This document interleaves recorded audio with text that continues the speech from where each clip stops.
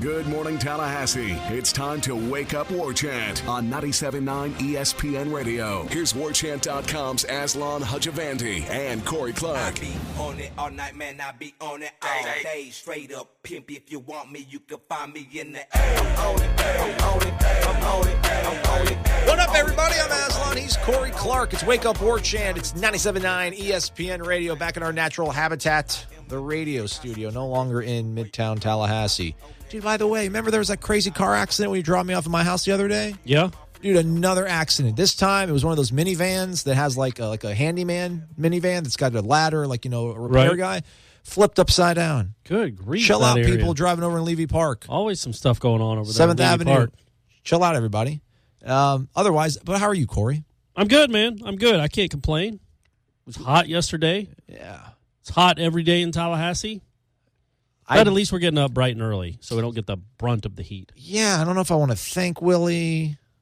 It's like, Willie, thanks. But come on, Willie. Let's push it back a little bit. I liked that apparently he's going to do the scrimmage on Saturday night as opposed to 9 a.m., which has been my point all along. Why practice at 7 in the morning or 9 in the morning? You don't play games at 9 in the morning. Yeah. You got to get those body clocks right. Indeed, the circadian rhythm. So maybe the week of the game, maybe they'll be practicing more at night. I'm trying to think because class will be in session the 27th, I think. Yeah. So class starts next Monday.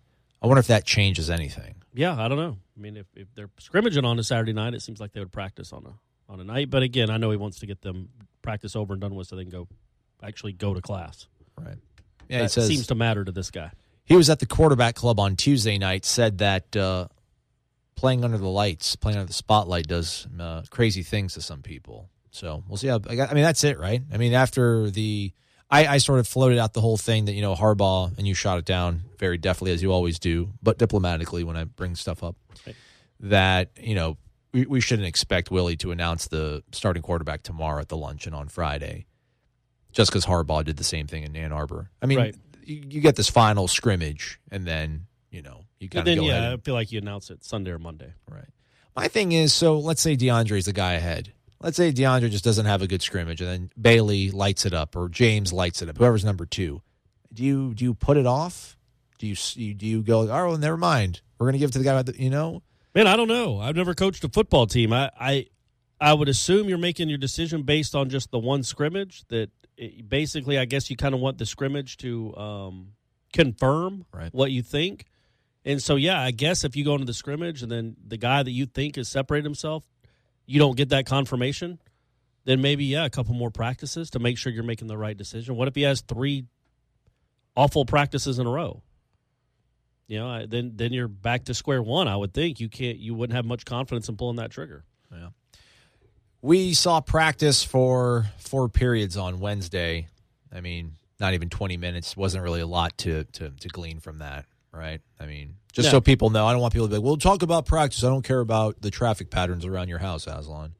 But, that's what Wednesday was, everybody. It was just 4 periods. Charlie Ward was out there. Billy Sexton was out there as well, too. Yeah, a lot of old Florida State greats were out there. Yeah. So,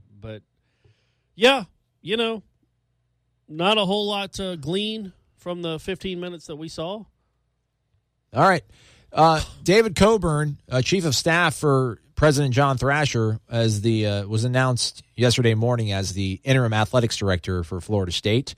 He's going to replace, obviously, the outgoing athletics director, Stan Wilcox. So Coburn. He's the outerim. There you go. Coburn, triple Florida State alumnus. Got a bachelor's degree, master's degree in urban and regional planning, and a JD, a Juris Doctorate from FSU College of Law. Oh, all right. So there you go. Sounds important. Watch out, Mike Martin and Odell. He might be more Florida State than you guys. Does it say when he graduated? Like, when did he go to school at Florida State? No.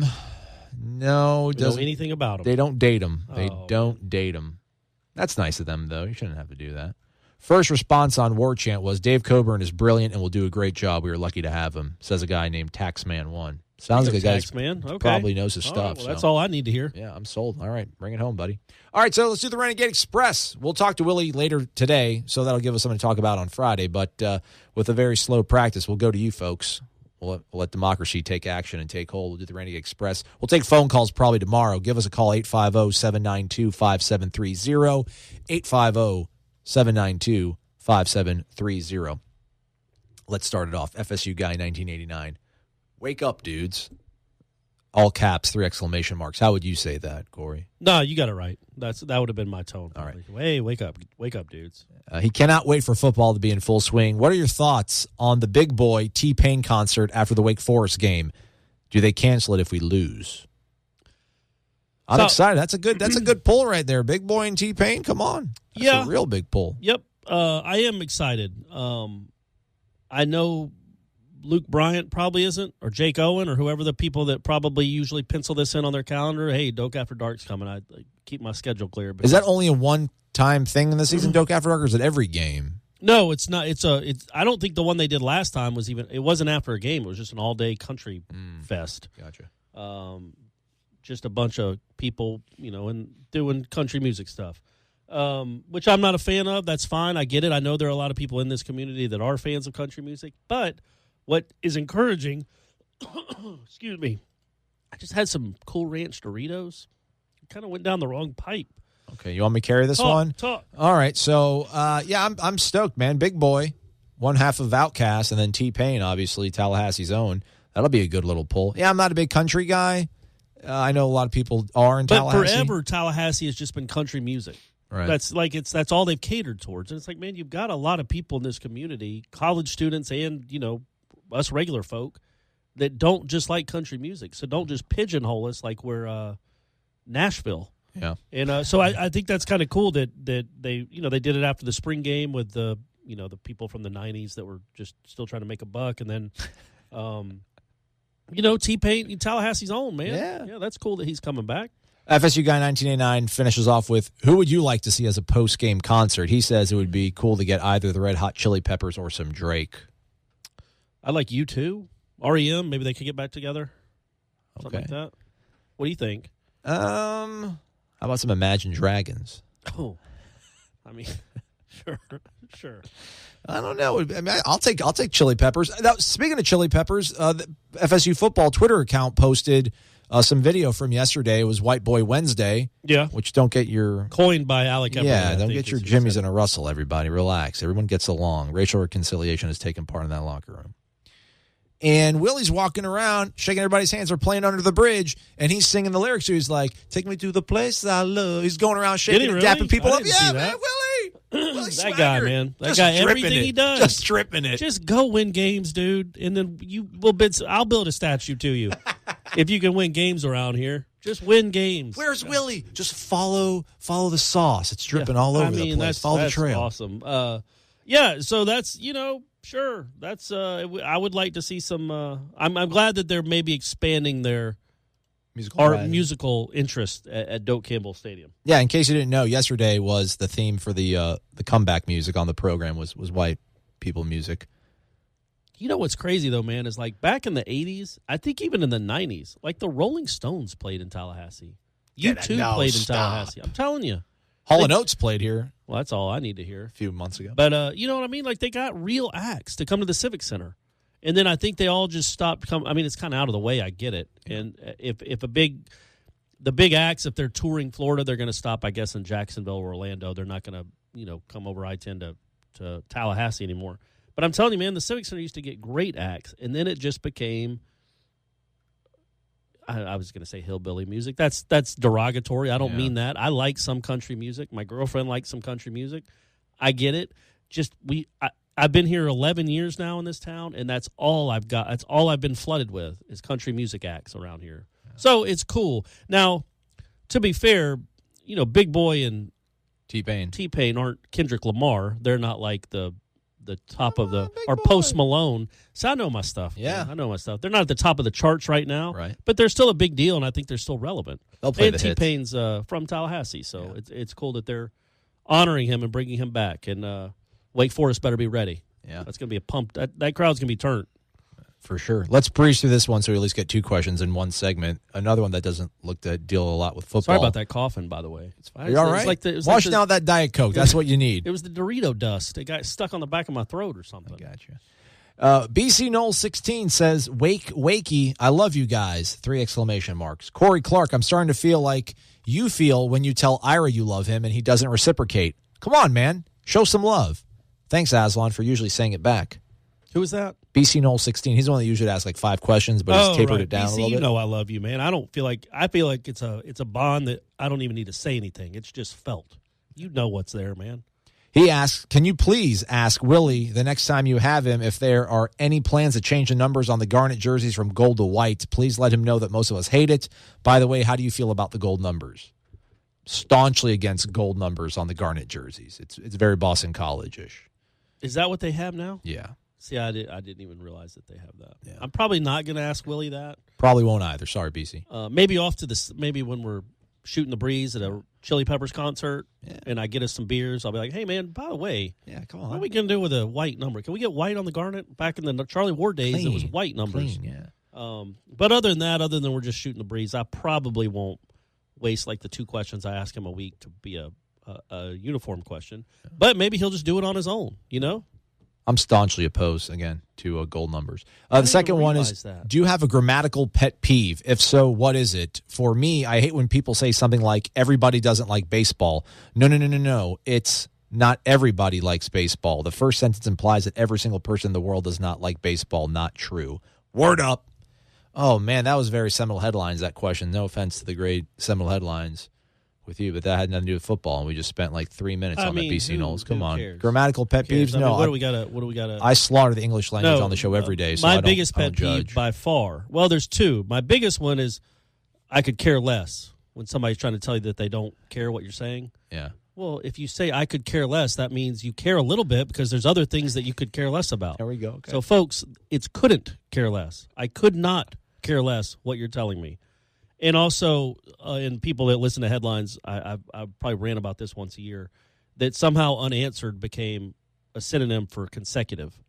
Like, Florida State has scored 12 unanswered points. Well, okay, then Oklahoma's about to score. So does that make those 12 points have been answered now?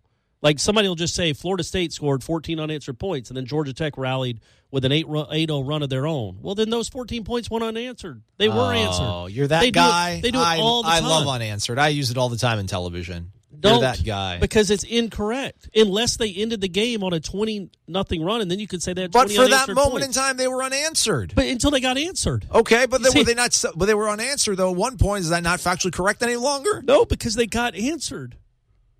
They got answered. So how could you say they scored 20 unanswered points? Because when they scored 20 points, they weren't scoring, so they were unanswered points, and then eventually they answered.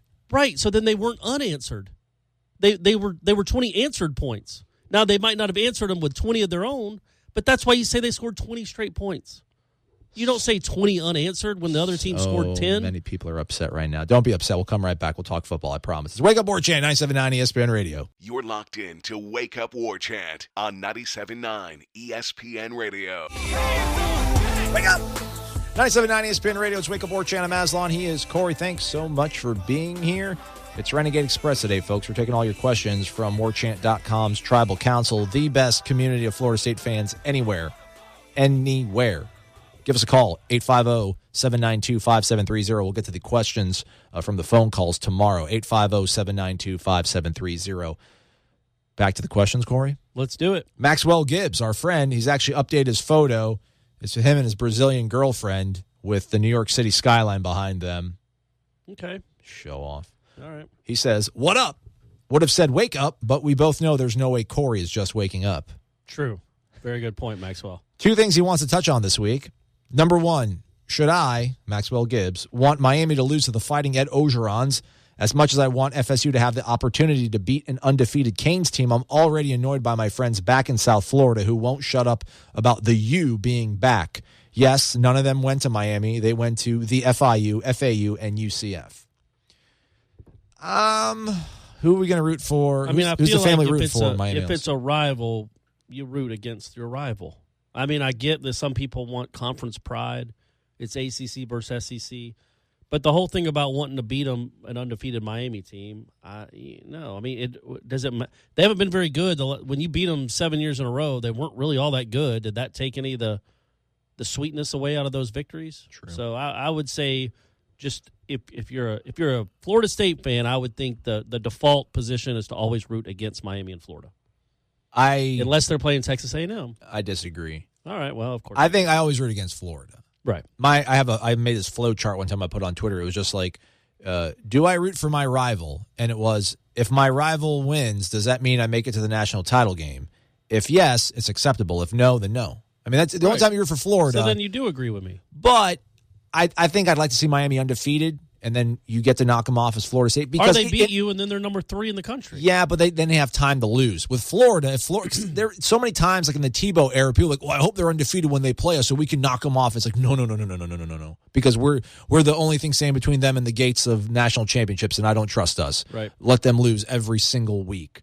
But no, I mean, I'll root for Miami to beat LSU just because I don't want to hear the SEC nonsense on my Twitter feed. Because here we go, SEC went 2-0 against the ACC. Alabama beat Louisville, and LSU beat Miami. What do you got to say now? I don't want to deal with that. Let Miami win, and then we'll take them down in Doak South. Okay, all right. I feel like you're in the minority there, but you might not be. I don't know. I don't have really my finger on the pulse of Florida State fandom when it comes to Miami. I'm always in the minority. Second, have either of you realized that most of the Nike polos this year suck for FSU? Normally I buy at least 1 or 2 every season, but this might be the year where I don't purchase any at all.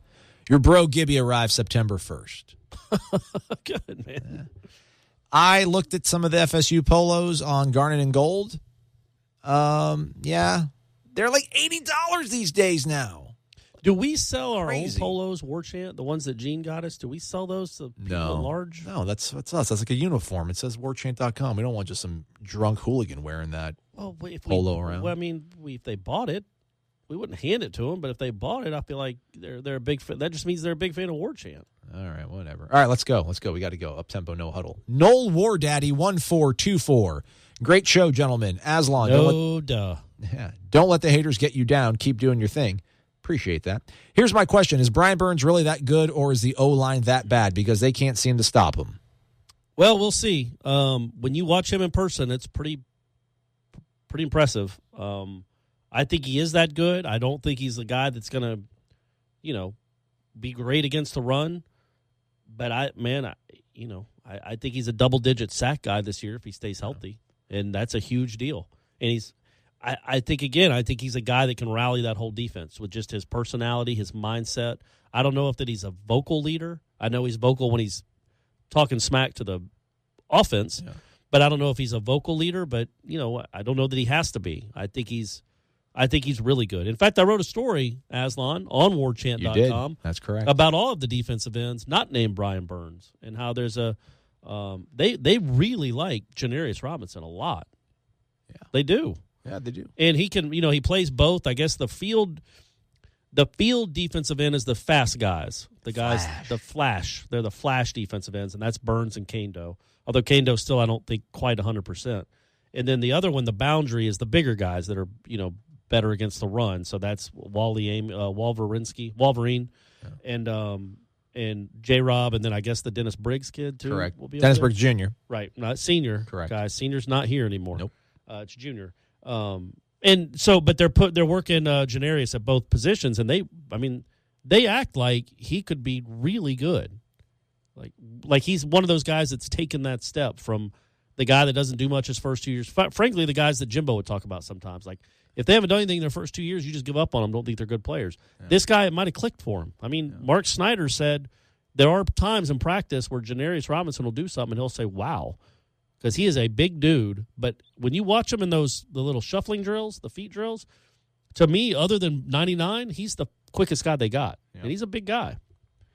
So they might be good, man. They might be good. I think Amy's going to be good in that spot. I think Wolverine will be good in that spot. And I think Kando, if he gets healthy, they really like. I think he's going to be a guy they'll have to chip on third and obvious. I don't think he's a guy that they're going to have to constantly double team. But I think on third and obvious passing situation, Burns? Yeah, they probably will have to chip him at least. They're going to have to put 2 guys on him. I think he has the potential to embarrass some tackles where they'll have to figure something out.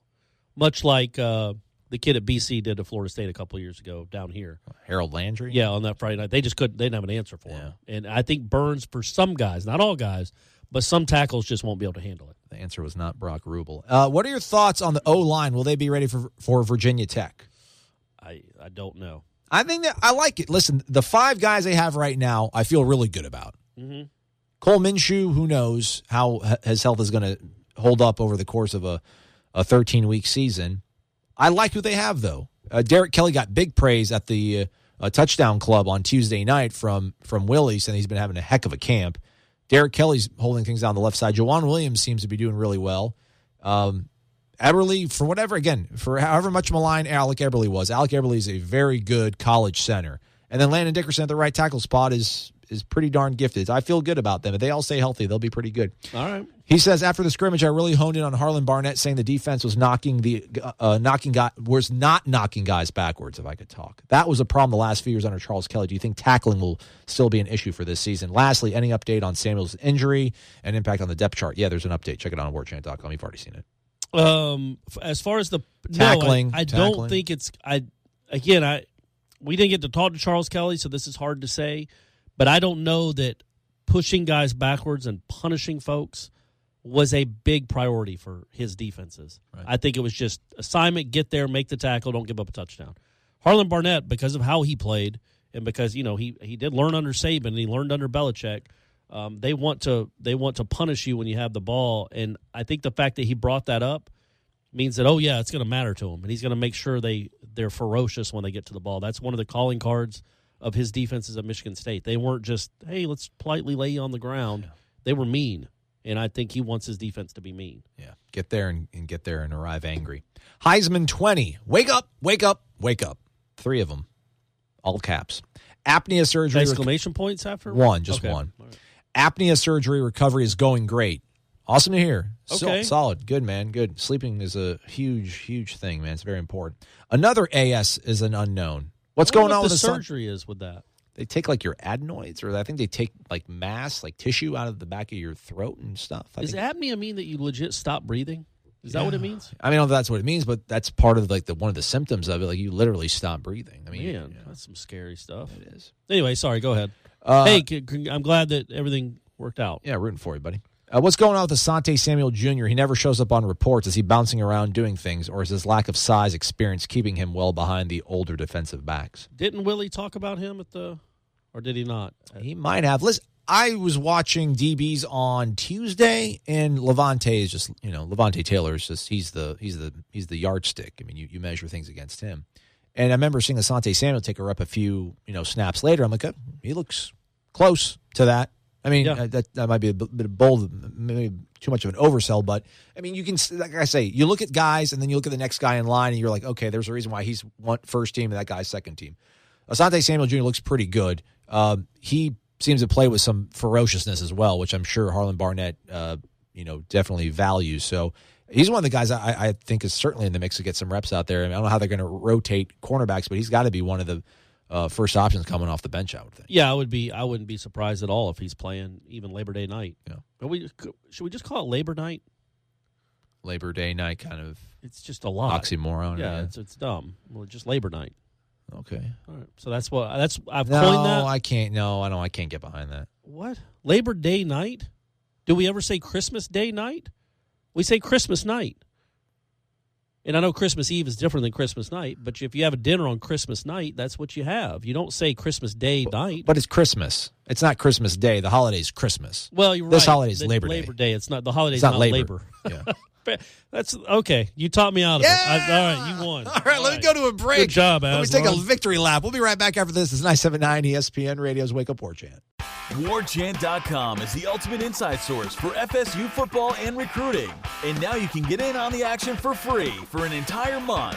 Warchant.com is offering a risk-free 30-day trial subscription. Get full access to the #1 website covering the Seminoles just by entering the promo code WARCHANT30. That's WARCHANT30. Sign up and get in on the world's most active FSU message boards. Receive breaking news, stories from our award-winning staff, plus get exclusive interviews and videos. Just enter the promo code WARCHANT30. Warchant.com, your ultimate Seminole sports source.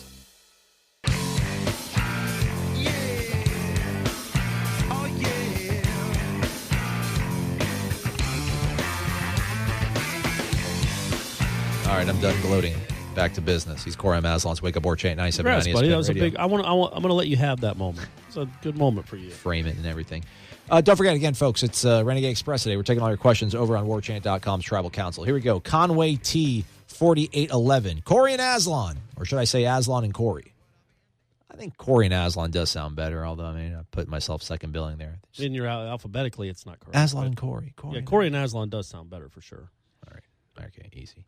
Anyway, I was wondering if you could kind of give me a recap of what a normal day during football season is like for you guys as far as working the beat. Thanks, guys. Oh, and Corey Clark for AD. The time of the coracle is now. Amen to that. That would be a nice bump in salary. Decent.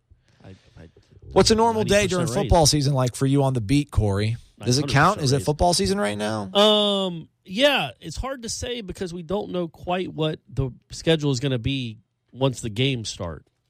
So what it has been is get up. My pet rooster wakes me up at 6:30, so I can get on practice. I had to buy a rooster.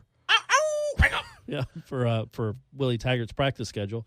So I get up, I guess usually around 7:30 or 8, drive over to the football field, get our interviews, although I missed the 2 yesterday, but there were only 2, and you and I were there. Who's counting? Watch the practice, and then go back and write, then do this show, maybe write again after the show. That's kind of the dilly-do. Plus, remember, I not that you would know, dear listener, but once the season starts too, I go back and forth a good bit between here and Atlanta to see my son. So that adds a little. That's a different dynamic that I have in my schedule that everybody else on the beat doesn't have. How about this, folks? This was Ira Schofel's Wednesday. Goes Tuesday, to practice. It was his Tuesday. Yeah. Wakes up, takes his Wakes daughter up at 7:30, right? Takes his daughter to school. Yeah. Comes to Florida State's practice fields, asks the good, penetrating, probing questions to the coaches and the players, views the practice.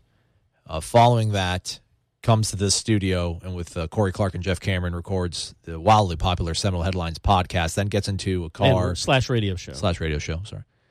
Then goes to Lakeland, speaks to the Polk County Seminole Club. Shout out Polk County. It's a 4-hour drive, right? Drives back.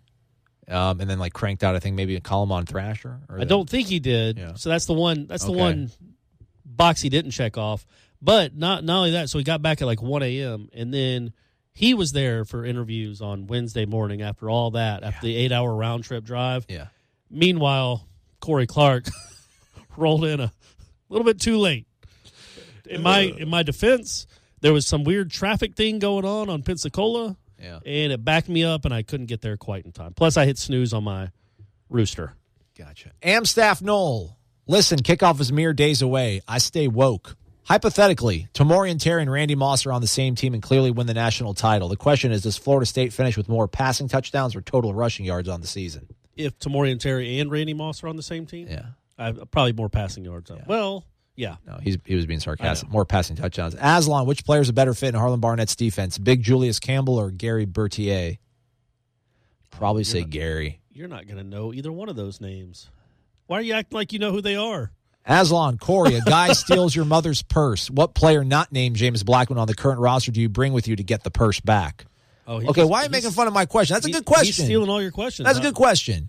Listen, I'm not trying to brag, but I don't want to be the guy asking who's the toughest kid on the team, or you ask a guy who's the best fighter. You can't ask that. You got to ask it in a roundabout way. Did you ask who the best basketball player was? No, I think that was you. Okay, yeah. I did steal that and ask one of the other guys. I did at Media Day too. Yeah. And Nasruddin got another one. Yep, same here. So I feel like he must be. He's not the consensus, but he must be able to really play. I think he's got what they like to call a bounce. Mm-hmm. Sports fans. Yeah. So what was who would I take on the team to steal go get my mom's purse back? Yeah, if somebody stole it from your mom. Mama Clark. Probably the fastest guy on the team. Why? I'd want blunt force trauma. But I want to. My vision of how the scenario is going down is we're chasing him down the street to get it back from him. Not that we know where he lives. Okay. If we know where he lives, I'm getting the Cooper kid, the 360-pound dude. Okay. He'll just take the door off the hinges Trench and monster. walk in. And I'll just walk in behind. They won't even know I'm in the room. Just behind them. They're just like, man. So that would be who if I needed if I knew where the guy lived. But if I was trying to chase him down, yeah, man, probably Terry. I would think that's my guy, man. Trey McKinney too, a little bit because he's obviously really fast, but he's a little bit bigger. Yeah. So those are my two guys. There's something about Emmett Rice. I think Emmett Rice is just crazy. I think I'd like to take Emmett Rice That's a nice with me. thing to say.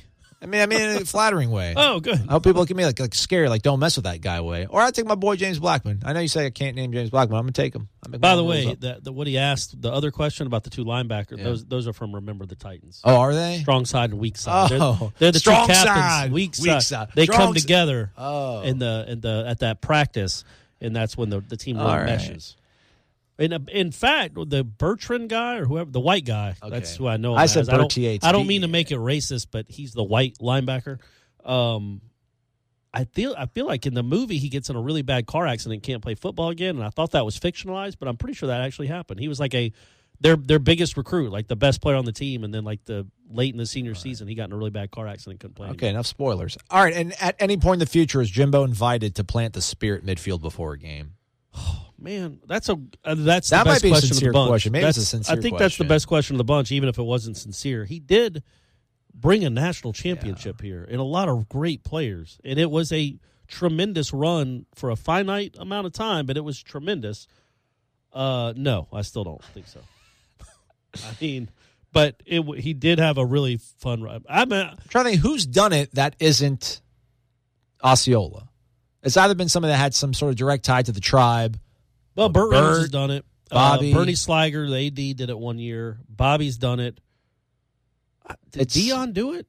I don't know. I feel like... We'll check it out maybe during commercial break. Maybe they'll let Peter Warwick do it for the Labor Night game. All right. All Knowles. We all know most fans don't know the whole fight song. Would be nice if we did. Has any thought been given to putting words on the screen, some to start educating folks? I bet a lot would learn it in a few games. What I feel like they do that.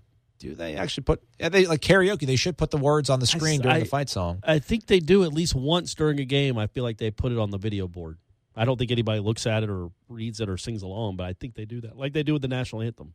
Yeah, it's tough sometimes to catch on to when the Chiefs are playing it. It's like because everyone's still cheering and the touchdown just been made and like you're like what's going on? Like because I know the lyrics of the song, so I want to sing it so everybody around me starts singing it too. And sometimes it's tough to they sing detect after it. Touchdowns, right? Yeah. Isn't that when they do it? But is it like right after the touchdown or is it after the extra point? Maybe it's after the extra point.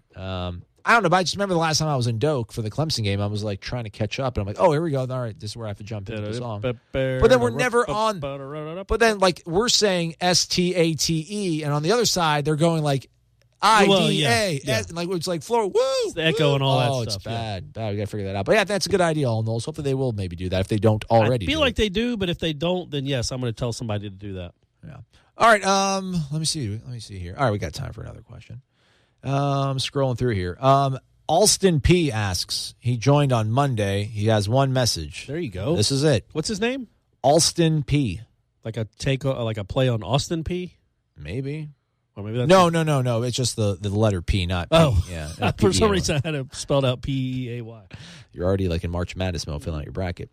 So who's getting the starting quarterback position? Austin. Hey, man, he doesn't waste any punches at all. He just comes out coming out throwing. The gates. Don't know, man. Austin. Thank you for joining, though. Alston, not Austin, not Texas. Alston. Okay. Yeah, my dog Alston. Me and AP, I go back with my man. I don't know.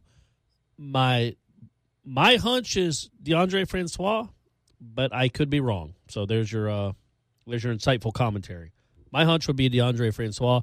And going back and looking at his season from 2 years ago, I forgot he had some really good moments. He was a good quarterback. Yeah. He threw for over 3,000 yards. It was like 25 touchdowns, 8 interceptions. I mean, he had a couple bad games, but by and large, he was really good. Even in the games they lost, he was pretty darn good. Except Louisville. Who was good in Louisville, though? Nobody. Lamar Jackson. Yeah, I guess, for whatever reason, that just seems to be the scuttlebutt around the program. Let me ask you this. So. If Willie Taggart was the coach, say Jimbo had left after the championship season and gone to Texas. I think that was the rumor that he might go to Texas, and they hired Charlie Strong instead. And they had somehow, Florida State even then was like, you know what, Willie Taggart's our guy. We want to hire him. Where do you think Lamar Jackson ends up for his college career? Oh, man. Yeah, for sure here, right? Yeah. I mean, Willie would go after him in golly. In a heartbeat with that offense? Yeah. Are you kidding? And imagine him and Dalvin Cook in the same backfield. Saw this. Just throwing that out there, folks. Obviously, that didn't happen, but And Jimbo would not recruit him as a quarterback, and we get it. I get it. That it's hard to argue with Jimbo Fisher's success at that position, but I think Lamar Jackson wanted to come here and would have come here if he could have played quarterback, and that wasn't a possibility. How about this? So we talked about it yesterday, Will Grier being an All-American, first-team All-American. Yeah. And then I saw somebody on the message boards, I think A. McKinnon, 317 might be his handle name. I don't know. You think that's a pretty specific name. Well, I mean, I know it's something McKinnon. I think it's A on the beginning, which I just don't know what the number is at the end of it. And, people are just joking about, haha, suck at Gators. Like, I mean, they've been in the wilderness since Tebow left in terms of quarterback position. Yes, they have. I mean, they looked pretty good for that 1 week with Will Grier. I mean, think about, and somebody was like, man, thank God, he's no longer there. And that guy, A. McKinnon, pointed out, think about the bullets we dodged. Like Cam Newton, like Jacoby Brissett. I mean, not that Jacoby Brissett was going to ever win the Heisman, but like Jacoby Brissett would probably been a lot better than Skylar Morningwig or whoever they threw at us. I would imagine 2013 or Trayon Harris. That's a good thing. Good job, Florida. And also, remember, Trayon Harris was committed to Florida State. Yeah. So that was a bullet dodge there. For sure. That's one of those things where, you lose that was like a guy. He was a double agent. Yeah. Like he went there just to screw with Florida. Because Jimbo was nice enough to offer him a scholarship. He's like, all right, Coach, I got you. Watch what I'm going to do to him. We're going to do the okey doke. All right, let's take a commercial break. Final segment of the day coming up. Many more questions, and they're all football related, I think. We'll try to get to all of them right after this. It's 97.9 ESPN Radio. It's Wake Up War Chant. You're locked in to Wake Up War Chant on 97.9 ESPN Radio.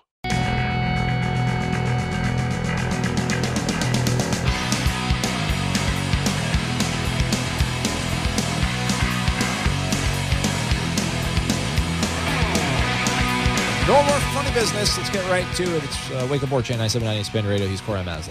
All right, let's get right to it, like I said. All right, this comes from Dan Finn, 1989. Love the show. FYI, a coracle is not just an extremely wise sports rider. It is a circular-shaped boat used for fishing in various parts of the world. Oh, there you go. Thanks, Dan. All right. His question, which game on the schedule are you most looking forward to and why? I want to say at Louisville.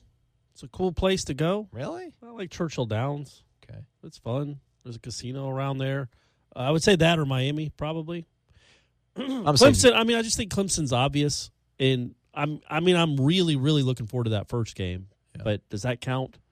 Everybody looks forward to the first game of the season. I think once that game arrives, it's going to be the Notre Dame game. I think Notre Dame will bring it back a lot of emotions. Yeah. I'm not. So you're not going to go? Mm-mm. That's an Ira joint. It's okay. you, Ira, and Gene. All right. Y'all are going to be in Chicago partying it up. Getting lit, as the children would say. Yeah. Might be a little nipply in Chicago that time of year. By the way, Indiana, it was the state that's across the river. Right, not Ohio is what we thought. Some guy came at me on Twitter for that, and, like, it triggered me. I really want to say, like, don't say that you went, don't tell people you got a degree from the same school that I did, because I said Ohio. Chill out, man. It wasn't like I said Massachusetts borders freaking Kentucky. Like, get a life, Doesn't Kentucky people. Border Ohio somewhere? Yeah, it does. All right. Just not at freaking Louisville. Yeah. Golly. Hey, don't settle down, man. Right, that's I'm over. good. That was a week ago. I'm good now. A Mellow Knoll. That's the guy's name. A Mellow Knoll. Not like Notre Dame's Carmelo probably the fan. right answer. I'm not going, so I thought Louisville or Miami would be kind of cool. Can we ask some of the players and coaches how motivating all the negative talk from the media outlets has been? I know they will probably remain very coy about it, but I can't remember the last time, even during the dark decade, that FSU has been so disrespected leading up to the season. Probably not going to ask that. I don't really think they're being that disrespected. Well, that's my biggest. Yeah, that's. I mean, no what my offense, retort would that's be your is I opinion, get that that's they're cool. 19th, I guess, and that could be a form of disrespect, but I don't know that they really have a leg to stand on. I mean, they were number 3 in the country to start last season, and they urinated all over themselves. So I don't know that they can the very next year be like, "Hey, where's all our respect? We're going to show you. We're going to show the world. Just be quiet and win." You know, when they won it in 13. Weren't they like 13th or 14th to start? like Even though 13. they went 12-2 the year before and brought – I know they lost plenty of guys, but they brought a lot of guys back, obviously, that were very good players. And they started out like 12th or 13th in the country. And even as they were demolishing folks, they still couldn't crack the top 2 or 3 until Oregon lost to that overrated Oregon team, lost to Stanford. Yeah. So, you know, that team didn't really beat their chest and say rank us high. They just went out and won and pulverized people. So – yeah, I don't. My personal opinion is I don't know that you want your players talking like that. They might feel that. It might be some motivation, but I don't think you want to show playing the disrespect card never seems to turn out well. Right. And again, like you said, a mellow no. They'll be coy about it, even if we did ask them. One-word answer, Corey. Is Florida State ranked higher or lower in 2018 if Jimbo Fisher was still here? One-word answer. Higher or lower? Would they be higher than 19th or lower than 19th? Or better ranked, I guess. Higher. Closer to 1. Okay.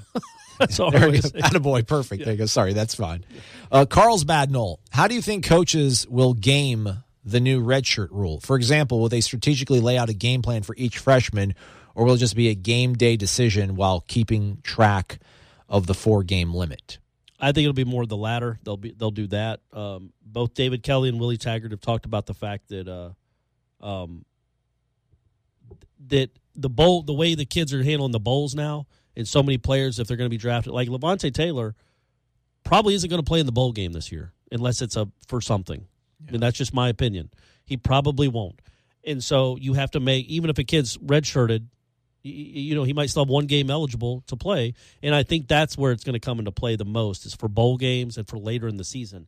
But I was talking about this on Headlines, actually. One of the benefits, I think, is a lot of these kids, man, they know by the second game, oh, man, I'm not playing this year. I'm not playing. I'm on the scout team. I'm redshirting. And even if it's subconsciously, they don't take the practices as seriously. They don't take their study as seriously. Well, now this is a carrot. It dangles for them. Hey, man, we might really need you. You're not redshirting. You still have a chance to play in 4 games, even if you redshirt. So stay ready. And I do think that'll get them more focused in practice. But I don't know that they'll have a specific plan. I can't imagine they'll have a specific plan for each player in place before the season starts. I think they'll see injury and I wonder if they're like a flip chart. You know how they have like the 2-point conversion chart, like when the score is, yeah, lets them know where they go for 2. I wonder if they're gonna have some sort of thing where, is this worth playing him right now? How many? Know. We still got 5 games left, and he's only got 2 right, more like games. which player goes in that position. It's actually gonna be really interesting in the middle of the season how they're dealing with this. Right now, it's hard for any of them to answer because they haven't really thought it's not a problem right now. What a great idea this is, and why was it not like this all the time? Right? Yeah. Why did the injured guys get the benefit of getting in a redshirt year, even if they played? R. Walling, this is his first or her first message. All right, welcome. Love Wake Up. Listen on podcast every day. Thank you. your buffer music is spot on. I don't know if it's called buffer or bumper, but I know what you're saying, and I appreciate it. Literally, I spend way too much time trying to figure out what songs to play between commercial breaks. There's a small chance I just belched into the microphone, and if you guys picked up on that, I apologize. No one did. You're fine. Sorry. You're such a gentleman, though. Not sure if you can submit questions to ask Coach, but I'm going to. All right. We'll probably deny it, but anyhow. It's like in old school when the guy raises his hand, like, any questions? Okay, to the guy in the back, that's probably not getting in the fraternity. All right, since we have had an issue in the recent past of poor attention on staff, and also since Coach Tag has so many guys on his staff that could be more friend than employee, here he goes, quote, Coach, have you ever had to fire an assistant for poor performance or results? Letting an employee go is one of the most difficult responsibilities in any line of work. That is a very good question. Yeah. And to who is it? R. Walling? His name is Rob. He actually signs with Rob. Oh, so Rob. Rob. So old R Dog. Yeah. That's a good question now because it doesn't seem as like say that the linebackers are terrible or the tight ends are terrible or whatever. After a year, that's going to seem like a pointed question. Right now, we haven't seen any of the assistants coach, so I think we could get a genuine, his genuine take on that. Does that make sense? Yeah, for sure. We're not asking about Charles Kelly. We're not asking about Bill Miller or Rick Trickett. It's just his philosophy if he's ever had to do that. We do know that in South Florida, he took the play calling duties away from the offensive coordinator, and essentially, I guess, demoted him in that instance. But I don't know that he actually fired him. Yeah. Hey, hold on. I'm going to pull something up real quick. How did the conversation go when you guys went to Oregon and Jim Leavitt was going to be the defensive coordinator? Well, I tell you what, coming off, and I really, man, Coach Tiger, he gave me an opportunity, and we went 11-2 that year, and Coach took the job, at Oregon, and Coach Leavitt obviously offered me a job, when I was in high school, and just to learn a 3-4 defense, I mean, that was big, and I was excited, to do that, and that's what it is. I mean, with me, I don't have egos, I want to learn, and And that year, I mean, we did great on defense up there at Oregon and had opportunity to learn, a new scheme, and I was all for it, and hey, one win, we all win, so far as position titles and all that stuff go out the window. I want to help Coach Tiger win a national title, and whatever he wants me to do, I'm going to do it. That's Raymond Woody, linebackers coach. He was the defensive coordinator at USF. Right. The year they did really great and got that first Power 5 job, and when they went to Oregon, he took it probably didn't take a pay cut, but he took a status cut as far as being on and he still did when he came back here. I don't think Willie would be afraid to make that moves, but I also didn't think Jimbo would ever be afraid to make those moves. And quite frankly, Jimbo never did when he should have. Yeah. And that's all.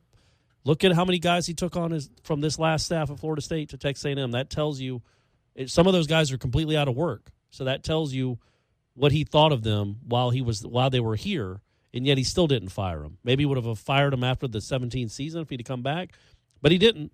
We never know. It wasn't easy, even for a hard ass like Jimbo, who seemingly doesn't have trouble hurting anybody's feelings. Yeah. It was still hard for him to do it. So, yeah, man, that's always an issue with these coaches is loyalty, and maybe to a fault sometimes when a guy that's your buddy and has done really well for you in the past isn't cutting the mustard.